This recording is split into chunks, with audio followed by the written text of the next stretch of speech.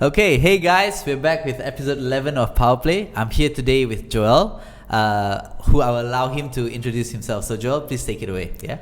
So my name is Joel. I represent Jade Autism Athletics. Right. We are a sports company for special needs individuals, so neurodivergent individuals. We operate in Selangor, so we don't have a center as of yet, but we're partnered with 3 schools. We're partnered with Decathlon also. Nice. And basically what we do is we try to work with kids so that they can independently play sports. Okay, very cool, very cool. So just so that the viewers understand, right? So what are the stuff that J8 offers? I know you said your customers are autism and in the neurodivergent spectrum, right? So are there any other spectrums that you take as your clients as well? So we do. Any neurodiverse individual from the ages of 5 and up. So we have kids 4 years old or so. If let's say they are independent, they can cope, then yes, we do take them. The oldest that we have is 32 years old. Okay. But in terms of neurodiverse diagnosis, we do Down syndrome, Fragile X, occupational defiance disorder. So across the spectrum, like ADHD also. Cerebral palsy is considered a neurodiverse diagnosis, but because that's physically impaired, so they're physically impaired, we don't cater. So any physical impairments, right? We don't cater to them. It's more neurodiversity. So anything that falls under the autism umbrella, basically. Okay. As long as there's no physical aspect to it, lah. Yes. Okay. So I think the question that people all might want to know is why did you start J8? Okay. So, this is a long story. No problem. I've been thinking about this a lot. Like, how do I cut this story? Because I always get this question, how to cut the story. I don't know how to cut the story. Okay. But anyway, so basically, so I studied law. Once I came back from UK, I didn't want to do law. I grew up on books of business law. Yeah. So I always thought to myself, work first, learn the gaps in the industry, and then try to see how you can fix those gaps, so bridge those gaps. Right. So I did events, and then after that, events wasn't cutting it for me. I couldn't see my way in at all. Then I was working in as a coach, a football coach, in a company that does that. I don't name the company. Okay. Basically, they compete in Air Asia lah. Okay. So when I was there, we did a third-party service to a special needs school. Okay. So the good thing about that opportunity was parents were there. So parents were observing the sessions. Mm-hmm. And they took notice of the way that I prepared the sessions, because I think it's the same for you lah. Like, I grew up on stories of Jose Mourinho, Rafa Benitez, Alex Ferguson, right? And the detail that goes into some of the planning, like I hear on Sky Sports, the interviews and all that, right? Yeah. The detail that goes into planning is what makes these coaches stand out. Like the way that Mourinho sets up the drills. So when I was working as a coach, first of all, it's my passion. I love football lah. Everything I do is football. Yeah. So I took a lot of detail into the session, and the same thing the parents noticed when I tried to take it up another level, because when I saw kids with autism in the school, I was like, actually they can do a lot more. I never knew what autism was. So when I saw them in the school, I was like, they can perform, they can do something. So I said, why not, let's push it a bit, let's see what they can do. And the parents liked it. So the parents then asked me to do services at home, so private services. So I was doing that on the side. On my days off, I would work as an autism coach. Didn't know what I was doing. No clue what I was doing, but I just tried my best. And slowly, I had a lot of sessions. So basically, every day from 7 to 9 on working days, I was working extra sessions. And on weekends, so Sundays was full. So 7 a.m. to 9 p.m.? No, 7 p.m. to 9 p.m. after work. After. But on Sundays, I'll be working from 7 a.m. all the way till 6 p.m. So basically, I got burnt out. Yes. Not recommended for the viewers. But so eventually I was like, okay, I think I can do this. So started off doing that, and I thought that was just going to be for a short-term thing. But the more I conversed with the parents, because parents, they were very nice to me. They said, Joel, we don't have much expectation, but if you can just help my child, just work with my child, whatever you're doing there, right? Just expose them to different drills, different activities. See if you can lose some weight also for these guys. Some of them, a lot of them are huge. Okay. So I was like, okay, can. But then after that, they will always sit me down and have a conversation. And some of the conversations, right, just made me dig a bit deeper into the industry. So I can name a few lah. One was a story of a boy. I'll just name him A. Okay. So he was 13 when I first met him. He lives in a condo in Mont Chiara, and every evening he would look out the window of his condo and see kids playing badminton downstairs in the playground. He didn't have the social skills to be able to communicate. He can communicate, but not to our kind of level. Okay, yeah, he can't come on a podcast or anything. Okay. But he didn't have social skills, no gross motor skills also. Right. So, but this boy, if you give him a task, he can do it. So the mom said, okay, can you teach him a sport? So we tried badminton because the dad likes badminton. The dad plays badminton every week. So we taught him badminton. That was one of the first success stories that we had. The boy learned badminton. It took 2 years because of COVID, but he learned badminton and he was able to play independently. Yes. Wow. So right now he doesn't need us anymore, which is what we want. We want to just fade ourselves out because we don't want to be. Our job is not to go in for a lifetime. If not, then we're not doing our job. Yeah. So if they can independently play, then we pass them on. So that's what the boy is doing now. Every week he still goes and plays badminton. Then after that they were saying, okay, can you teach him something else? So they say he likes cycling. The brother comes down, the brother's in America, brother cycles all the time. Can you teach him cycling? That took very fast. That took 3 months. So that was one story of A. Another story, a boy named O. This family really resonated with me because they share the same faith. We go to the same church. Yeah. I never knew them. But when they engaged with me, this is when I was doing privately, they mentioned, so she split up with her husband because of the pressure of raising a kid on the spectrum, and it's very real. It's a lot of pressure for both parents. So they split up, but she is very well to do. So what she did was she said, okay, I want to take my son and see if any technology can help improve these autism symptoms. No technology exists. Yeah. But this was back in, so the boy is 16 now. This was back when the boy was 8 years old, so 8 years ago.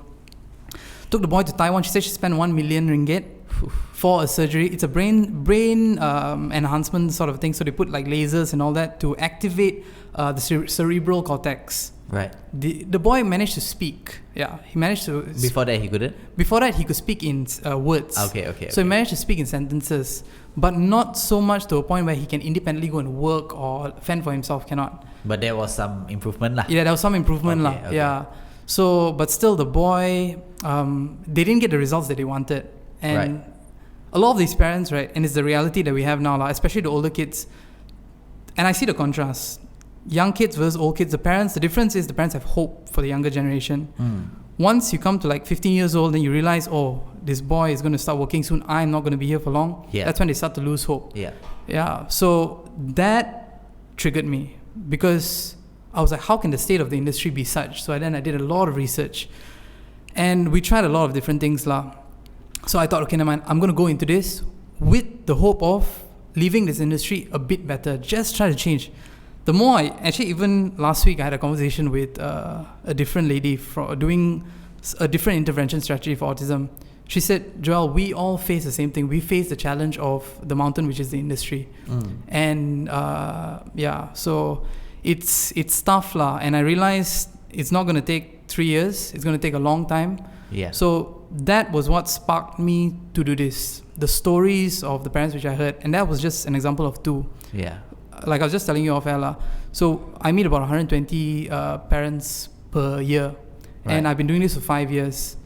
But I'm not numb to the stories. I take it on board. It's like an invisible backpack that I carry. And I carry these testimonies when I do my work. So every day I go into office, right, I revisit some of these stories just in my head, right? Yeah. To just keep me going. Yeah. And I hope I don't go numb to it lah. But like for the next few years, that's what's carrying me lah. Okay. But I mean, based on my conversation with you, most of the time I don't think you're going to get burned out from it lah. Because it seems like it's something you were meant to do. Oh yes, thank you, bro. Yeah, but I mean, I think what you're doing is amazing. And not many people have the patience for something like this. That's true. Right? No, I've handled a few cases. Yep. I don't think I can handle as many as you. Yeah. But it does require a certain skill set lah. Correct. Not just the technical aspects of it, even the soft skills of handling those with the spectrum, right? Correct. Yeah, and the parents also. Yes. So I mean, parents, I guess it's about setting expectations lah. Yes, exactly. Right? Yeah. Yeah. I mean, that is where we have some similarities lah. So I mean, I can imagine lah. Yeah. So moving on, right? So you mentioned that like you chose sports because you could see that they can actually advance. Correct. Right. So like, how could sports help them specifically, and like what are like specific outcomes or milestones that you hope to see in individuals who attend your classes? Okay. But I know that you talked about badminton. Correct. You also do football. You also do other sports, right? But Correct. how do you measure like how far they've gone? Okay.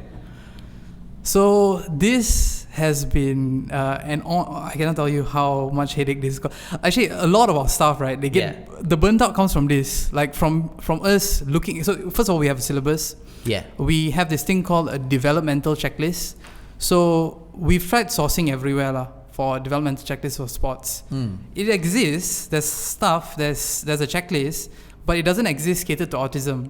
And our issue was coming up with a sweet spot between taking care of it's two different things. It's two different elements. There's dealing with autism, which is the challenge in itself, and then there's also developing them in sports. So for this, we have curated our own sports checklist. Right. It's divided into 5 stages. So for example, like football, right? Football will be then working on stopping the ball, kicking the ball, then working on your inside foot, then running with the ball. Then stage 5 would be a combination of everything. And then we have a drill for that.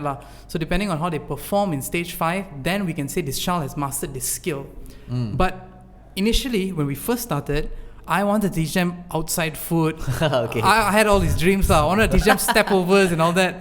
But then I quickly realized, okay, we can do that. But that is a different stage in itself. These 5 stages like I'm phase talking about, 1 lah. Yeah, correct. So it's like 5 stages of phase 2, basically. Understood. Phase 3 is basically that lah. Like, okay, how do you like? But even without, I would say autism, I think most of the academies and stuff, they have to go through a step-by-step process lah. And then with yours, the kids and people that you handle, I think there's a lot more early development that you have to focus on before you get into the actual sport lah. Correct. Yes. Okay, Yeah. So so touching on that point, right? I attended a conference 3 years ago. It's called the Autism Fitness Certification. There is when I learned one specific skill and it's mandatory for any coach or any person working with autism, which is like you did FEM certifications, right? Yeah. So when we did FEM certifications, they issue about progression. Yeah. In autism, it's about regression and how much further you can regress to meet the child at where they are at, whichever it is. It can literally be just stepping onto the field, that's the regression, and then building them up. Understood. So we have done that for 10 different sports for our checklist. And so in terms of how it benefits them, first of all, one of the subsets of autism is that they suffer from a lack of gross motor development. Yeah. So some of them struggle to balance, struggle to jump. Coordination is off. Yeah.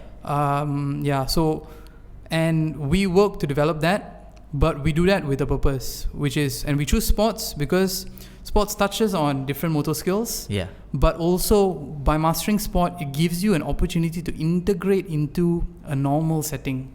Okay, like and that helps normalizing their lives. Correct, yes. Okay. So they can go and meet. Socialize. Correct, and then they can work on social skills. Okay, that's brilliant. Okay. So then, do you know if your kids do like therapies in conjunction with their sessions with us? Yeah. Therapies with us? Yeah. Like, or do you know if they have to do dual, like for example? Okay. Yeah. Yeah. They have to. So we are not the primary source of therapy. Mm-hmm. We are basically like an add-on. Yeah. So they'll go to school. They'll have all their ABA therapy, the OT therapy, all the main therapies. Right. And then we are literally just an add-on to it lah. But we there are overlaps between us and occupational therapy. Right. So for all the extremists, right? Yeah, the OTs, yes, correct. So for all extremists, we're not a replacement for OT lah. We are not a replacement for OT. Yeah, okay. We're definitely not a replacement for OT. But there are overlaps when it comes to gross motor skills. So OTs are conducted in classes. They teach you skills, correct? Yeah. But what they lack for gross motor, they lack a practical element for the skills. You can master the gross motor skills. It's fun. And also, you can then apply these skills into the sport.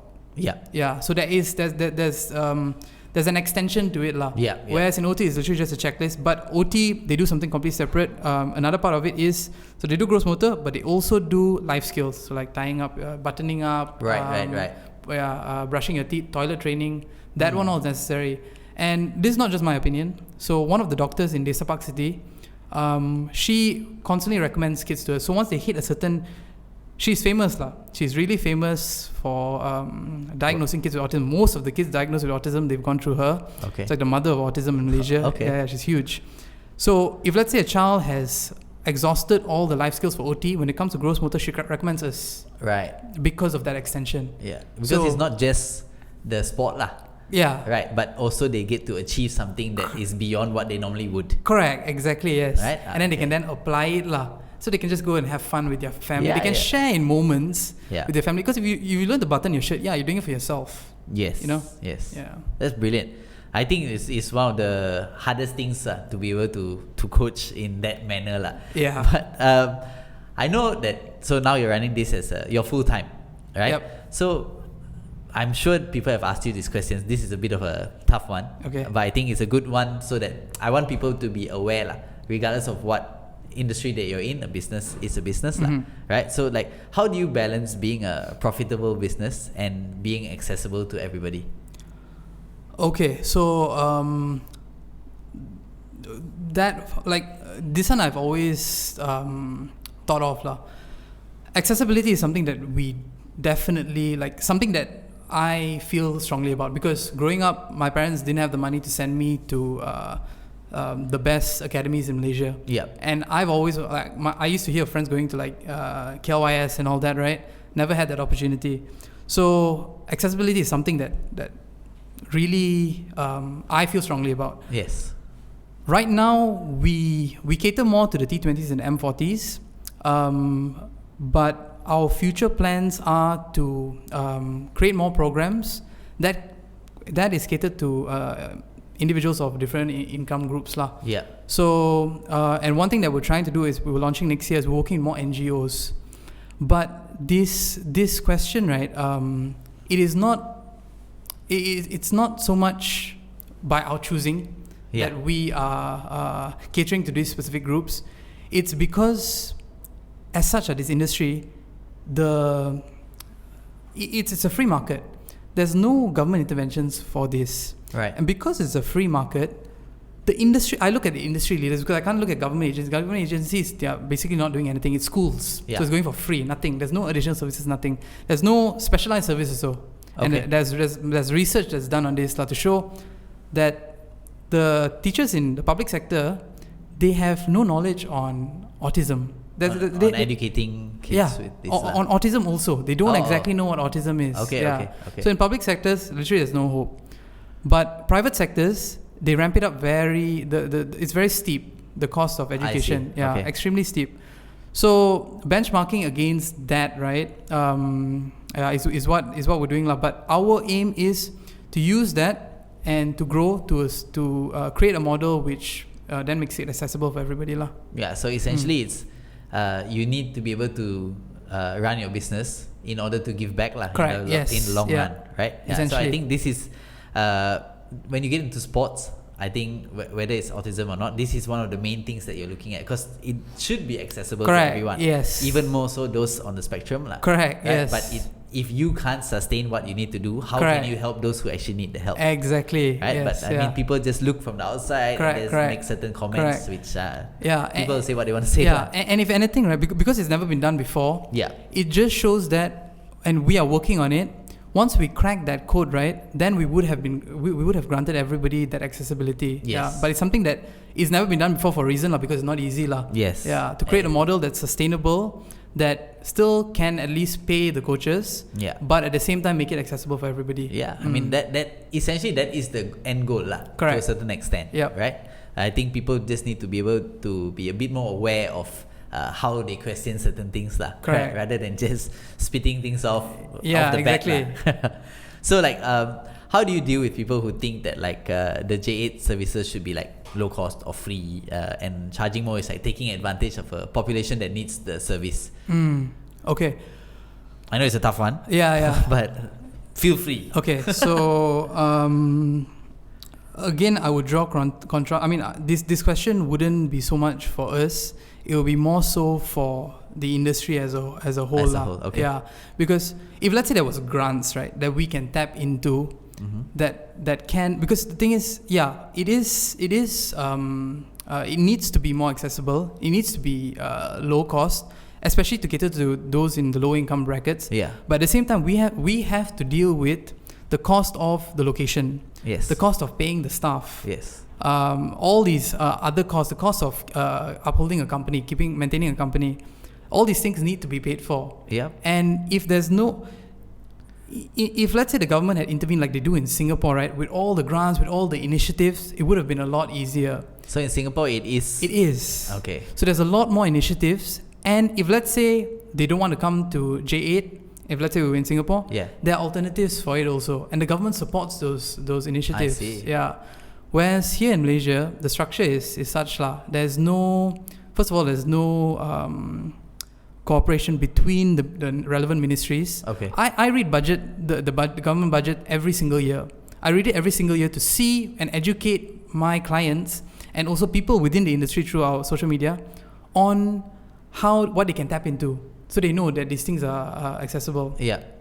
But there's not enough. There's not enough for work. There's not enough for education. There's not enough for extra services. Yeah. So that's one. That's the government is one. The second thing is the industry leaders lah, which I was talking about. If let's say, right, what we are working for is to become at such a level that we can afford to cater to all the different income classifications. The ones who are already there currently, and they're huge, they're recognized globally also. In American standard, these are really good companies. I'm not going to name the companies lah. It's fine. I don't want to cause beef. Yes. But my question is to them, like, with all that income, right, you can do a lot more for the industry. You can start up your own grants. Yeah. You can establish different programs, or at least help the NGOs, provide them some training to improve their services. But it feels like it's like a monopoly lah. It is, it's a monopoly, number one, but it's also extreme capitalist mindset lah. In an industry which calls for a lot of empathy. Like, the parents don't choose for their kids to be in the situation. But there was a study that was done, from the day a child is born until the day a child dies, right? Parents spend an average of 1 million USD. Again, that's a very conservative number lah. Yeah. But still, that's a huge figure just for one child. Imagine you have two. And so imagine you're in the low income classification. That's a huge responsibility, which they did not choose lah. Yeah, so that's that. But also, okay, coming back to your question, in terms of what we are doing and how we can cater to this. Yeah. So I myself and what we do is, even though we are small, we still put in place a lot of things to help the industry. First of all, if let's say a client comes to us and they want a specific service, right? We will try our best to pair them with somebody, or we try to do it. So for example, in one of our sessions, the child needs help reading and writing. Yeah. We will work on it lah. Like, we'll teach them like alphabets, and we'll teach them how to write also. We'll cater it here and there, but the goal is still the sport. We are currently working on, and we're constantly 50% of our time is devoted to improving our syllabus. And I'm ensure that all our staff, everybody, even the admin and the social media guy, goes for not just one training, but goes for several. So there are many intervention strategies. They have to attend all, because for different kids, they may require different strategies. And it's important that we are aware of it, so that in our syllabus, we know how to cater to everybody. Yes. That's one. A few things that we've done, even though we were a small company throughout the years, we helped Ideas Autism Center launch a training. So we got a lady from Singapore to come in to train her on a UK certification, which was given to all the teachers. Another thing that we did was in 2020, we launched a shirt campaign. We raised 5,000 ringgit, and that helped an NGO sustain themselves. It's called Jam and Bread. So because of COVID, they were struggling. They were going to close shop. Yeah. We put in place this. We got a lot of support from a lot of different private investors. Yeah. Raised 5,000. We didn't keep a single cent. We gave it to them. Yeah. So that's another thing that we've done. We also have hired kids with autism. Oh wow. Yeah. So we hired amazing. 2 kids with autism. When you hire kids with autism, like, what are the stuff that they do? Okay, so they basically, right now, there's one of them who part-time somewhere else to coach also. Okay. And he doesn't coach with us, but he's more in charge of structuring the whole session lah. Okay, so like setting set up, everything take up, down taking and- it down. okay. Yeah. So there are specific boards that we use for kids, right? Just so they improve their learning. It's visual aids. Yeah. He's in charge of that also. So organizing everything whenever the coach needs That's it. brilliant. Yeah. Nice. So we can't afford to hire anybody full time yet, but these are some of the things that we are constantly doing lah. So in terms of why it's not like affordable, right? It may not be affordable now, but your investment and any person's investment goes not just into us and our pockets and we're sitting like capitalists and just enjoying and making our stomachs fat. No, it goes back into what feels strongly for us, which is being a catalyst for change, provoking conversation, and also feeding it back to the industry. And this is some ways that we do it. Another thing that It's I do like is a full cycle. correct. It's a cycle, yeah. And we want this to be made known because it's not the culture of the industry. In a place where the government is not helping us, unlike all the other countries, we need to be doing something for the parents, because no human being, right, can be immune to all these kind of stories. So another thing that I do personally also, I volunteer at school. So every month I'm there on my off days. I work with an NGO, a social enterprise, for their events. They need a coach. They need somebody to plan their events, MC their events. So I'm there. I support local cafes. So I'll go in. Some of my clients work there also. So I'll go in. I will support the cafe. I also buy stuff from local artists. Recently, I visited Gamuda's conference for autistic artists. Okay. So we're constantly, and I am also constantly in my free time, going and trying to see what we can do to improve the industry. Yeah, okay. I don't think like there is a need for you to even explain yourself for most of the time, because I think you're very sure of what you're doing and why you're doing what you're doing. Correct. Right, but sometimes I believe that the audience kind of needs to hear it from an owner's perspective. Correct. Yes, because exactly. they need to see that sometimes you're just not aware. Correct. And then you make assumptions and stuff like this, but it's the same, right? But for what you are doing, I think it's brilliant, and then I hope that people out there can hear and just. Empathy is one thing, but putting yourself in the owner's shoes, correct, just for a second, just be like, actually why and actually how. Correct. Wait, can I just build on that point? Yeah. So on that point, right, it's so true, because I feel in this industry, right, that's their expectation. Really, the expectation is that everybody who gets into it does it cheap, and they do it for because they are a parent or they know somebody with autism. Yeah. But for the problem with these groups is they are limited by the funds that they collect, number one, but they're also limited by ambition. So they don't want, they're just hoping to do it for their kid. Once their kid is okay, then it's fine. They're not looking at the industry as a whole. So it's not provoking and creating anything sustainable. There's no sustainability, essentially. Correct. Right? And if you want to do something big, correct, right, in which, as you said, induces change. Yes. This is what it takes, lah. Correct, exactly, yeah. Okay. So, and I feel that should be welcome. So they should have this kind of conversation and listen at least. Because the more people that do this, the more people, let's say somebody comes and disrupts us, right? You're benefiting at the end of the day. You're getting a better service. Yeah. So if anything, that's what we wanna provoke, lah. Like, just drop that stereotype, you know? Yeah, that this is meant to be like a charity or whatever. No, that won't lead to much. Yeah, because exactly like what you said, it's not sustainable. Correct, it's not sustainable. Yeah, and then you might do it if it's someone you know, someone that's close to you, your own kid, something. Then you might, but then you have to think about everything that goes into the planning of what you're doing, lah. Yes, exactly, and whether they're willing to do that, lah. Yeah, and for the long run. Correct, exactly, and for the long run. I think is the biggest question, lah. Correct. A lot of people go into it thinking that, like, I guess, yes, I'm sure I can do this. Of course, because when you do help, you do feel a sense of like, okay, I did something good today. Correct, yes. But that is a feeling that you'll get regardless, right? Exactly. But the point that I'm trying to say is that, like, can you do this every day for the next 10 years? Correct. I don't think so.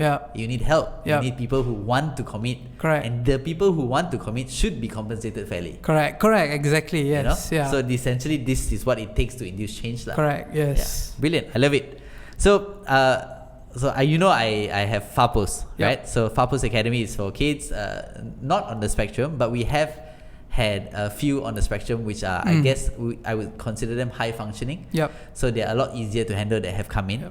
But we've also had some that I would say a lot harder to handle, lah. And then I have to actually tell them that, look, I think J8 might be better. An alternative, right? Because essentially I don't want to do anything that makes the child worse, or just take the money for the Correct. sake of taking the money. Correct, yeah. You know, at the end of the day, it's a service we provide. If I Correct. cannot provide that service, I need to tell you that there's somewhere else that can do yeah. you better service. Correct, exactly. You know? So like with Academy for us, should we be focused on like integrating autistic or the individuals into regular classes, or like should we provide like specialized training tailored towards individual needs? Like what do you think of this? Like, or should it be a completely separate thing where like J8 does autism and then the graduates to Yeah. So I think that should be the case. If let's say you can do depending on the company lah. If let's say they can cater to kids with autism and they're willing to take that step and then dive into that world, then it's a whole other world. It's a whole other world. And the best part is, right, that it's a world that is constantly changing. Every single few months, there's a new technology which is like groundbreaking.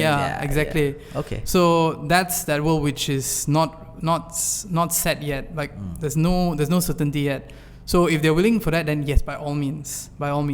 But for now, so companies like yourself, integration I think would be the best tool, because if there's a platform for these kids to mingle with neurotypical individuals, to learn off them, because some of them they can learn, like they can mimic. So they mimic the behaviors of their peers also. And if their peers are welcoming towards them also, it helps the child bed in lah. But also another thing is autism is growing in prevalence. So I can't remember the exact stat. Right now the technology is saying 1 in every 64 individuals.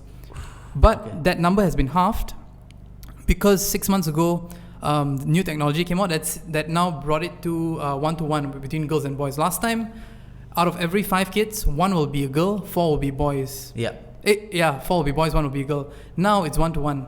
So that number is probably half. So maybe we're looking at 1 in every 32. You never know. There's a new technology that comes out at 1 in every 20. So it's growing in prevalence lah. So it's important for the next generation to know autism exists.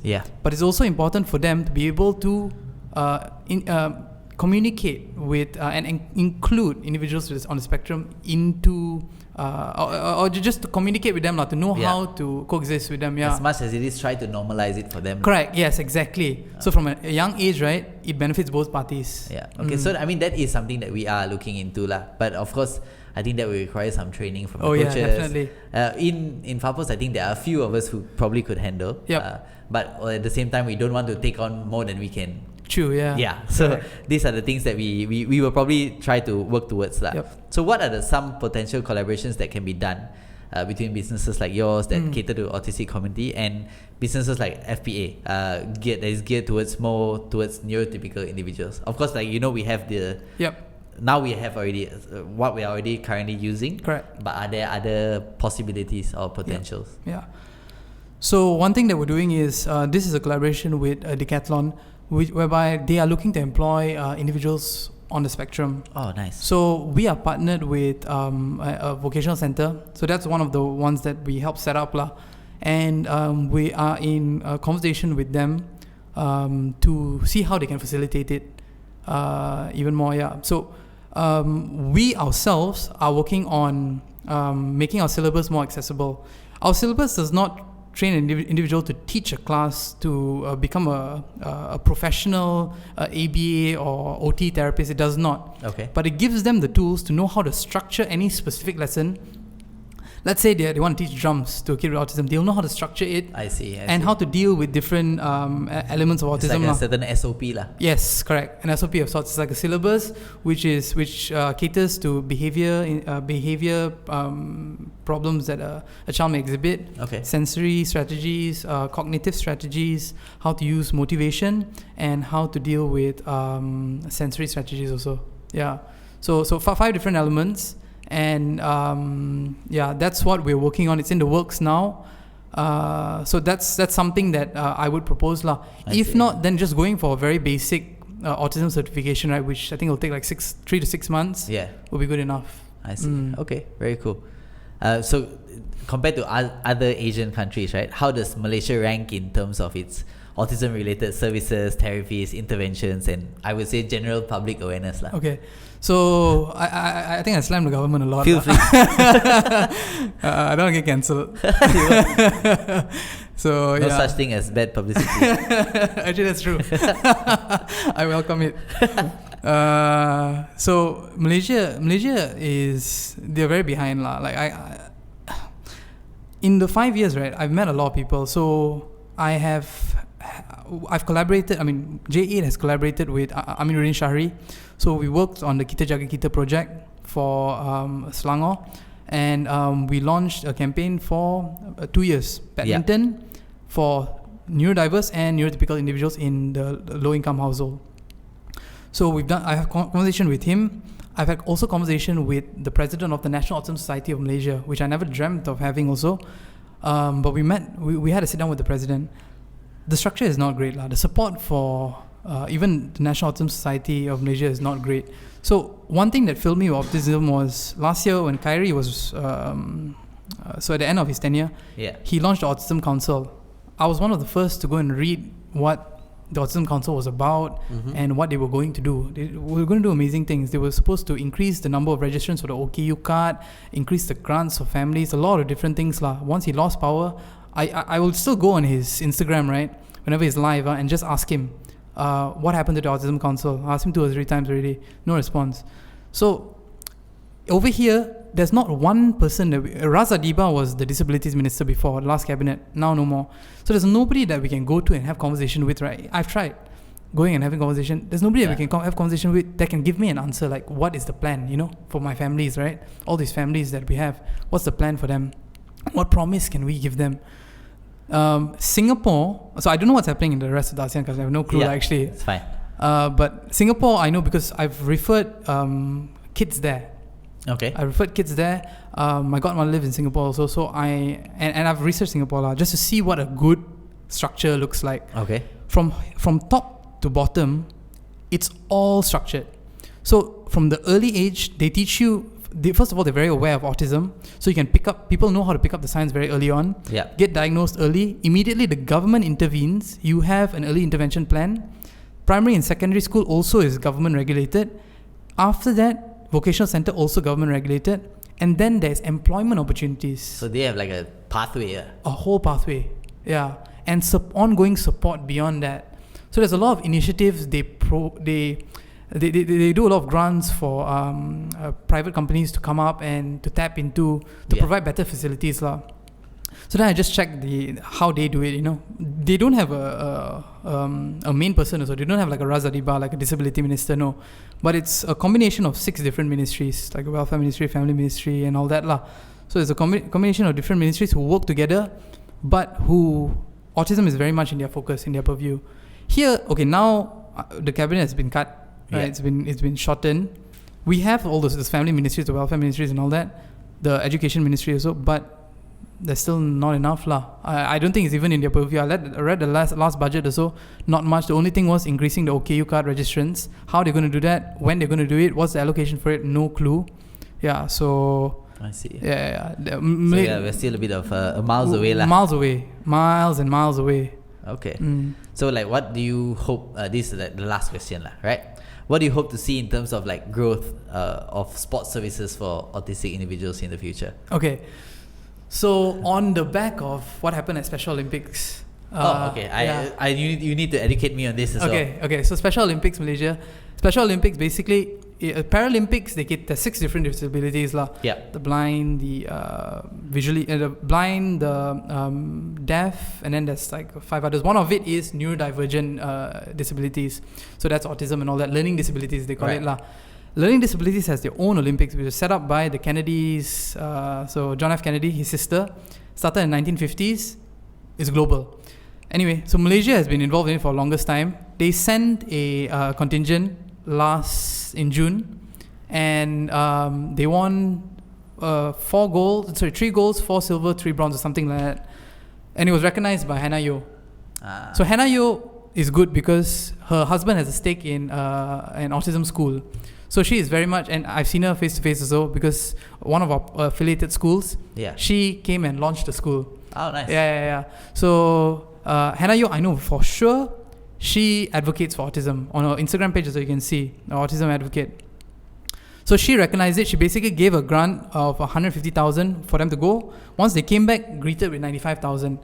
So, and I've met the Special Olympics president. They are very optimistic about what they're going to do for the next few years, until the next 4 years, until the next Special Olympics. Yeah. They're very optimistic. I know what their pain points are, but what we can see is, and actually, if the viewers don't take note of anything, just take note of Special Olympics in 4 years' time. What happens? We're hoping to send a bigger contingent, number one, but we're hoping to bring back more medals. Nice. So, yeah, and J8. What we are planning to do is we're hoping to facilitate that lah. Yeah. That's sweet. So in 5 years' time, don't be surprised to see me at Special Olympics. Yeah. Okay. All right. Very cool. Very cool. I think it was a very insightful podcast that we had today, and I hope that the viewers took back a few things that they can learn. I hope so. Or at the very least, increase their awareness on what's going on lah. Correct. Yeah. Right? But of course, if any of you have any questions or anything that you think that maybe Joel can help. You can feel free to shoot us a DM, or we'll probably tag Joel in the interview as well, so you can go direct to him if you know anyone who needs the services that he provides.